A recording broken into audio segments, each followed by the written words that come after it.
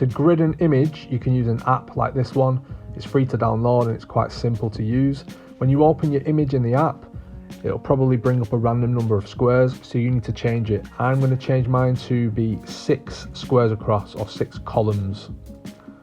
And then the lines are a little bit too thick, so I'm going to change those and make them a bit thinner so I can see more of the image. Like that. Now you can add more squares if you want, if you find that easier to draw with more squares. Like that, but I think about 6 should be fine for this type of image. And you can change the colour of the lines if you wish. I'm going to change mine to red here so it shows up a bit more clearly. Rather than using an app to add the grid, you can do it by hand if you print out an image just with a ruler and a pen. So here I've got a 12 centimeter wide image, so I'm putting 2 centimeter markings all the way across my picture, and then I will have 6 columns going down it. Now it's really important you do your markings at the top and the bottom of the picture so that your lines will be nice and straight. If you don't do that, they'll go wonky. So dots at the top and the bottom, and it doesn't matter, they don't have to be 2 centimeters wide, they could be 3 centimeters wide, 1 centimeter wide, as long as you stick to a size for all the squares that you do. So now I've done my lines going down or vertically, I need to put some lines that will go horizontal across the image, and they need to be the same width apart, so 2 centimeters again. And you'll see when I get to the end here, I'm left with it's about ½ centimeter over. So it's really important that I move my ruler up and I don't flip my picture around like that, because you need your lines to match up. So I'll flip it back like that. Don't turn your picture around, just move your ruler up like that. And then I measure out my 2 centimeter spaces again, and again I'm left with about ½ centimeter at the bottom of the picture. Doesn't matter too much. So draw your lines again. You've got 2 markings, one on the left hand side, one on the right hand side, so that your lines are nice and straight. Now the little bit at the bottom of the picture, it's really not important, it's just, you know, the bottom of his blazer and his tie, so I'm just going to ignore that. It's such a small, thin row that it's not too important for my portrait. You might be left with one that's slightly bigger. Again, it doesn't matter, as long as it's not an important part of his face. I'm going to label my grid with letters going down the side and numbers going across.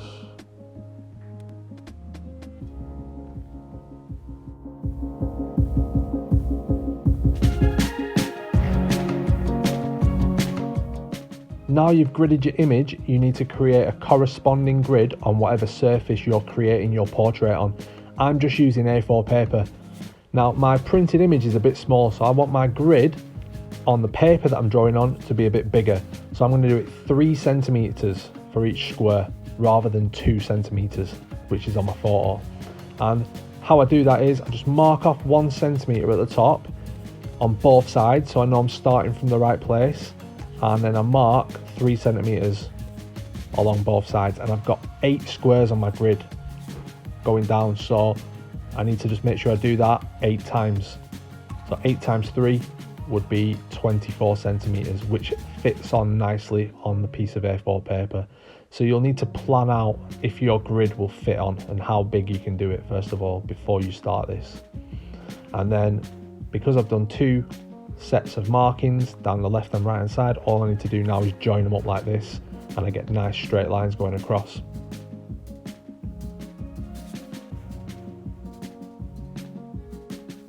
Now I've got 6 squares going across on my grid, so 6 times 3 is 18 centimeters. My page is 21 centimeters wide, which means it'll fit on nicely, and I'm going to mark off 1.5 centimeters on the left hand side, and then mark 3 centimeters all the way across 6 times, which will leave me with 1.5 centimeters on the other side as well. And I do the same at the top, mark off 3 centimeters going across 6 times, and then all I need to do is join them up.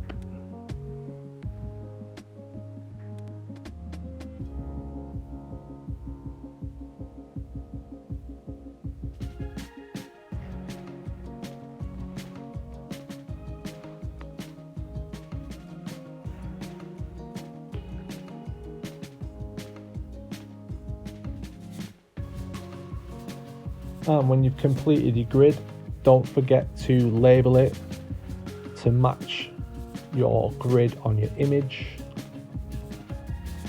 to make drawing much easier.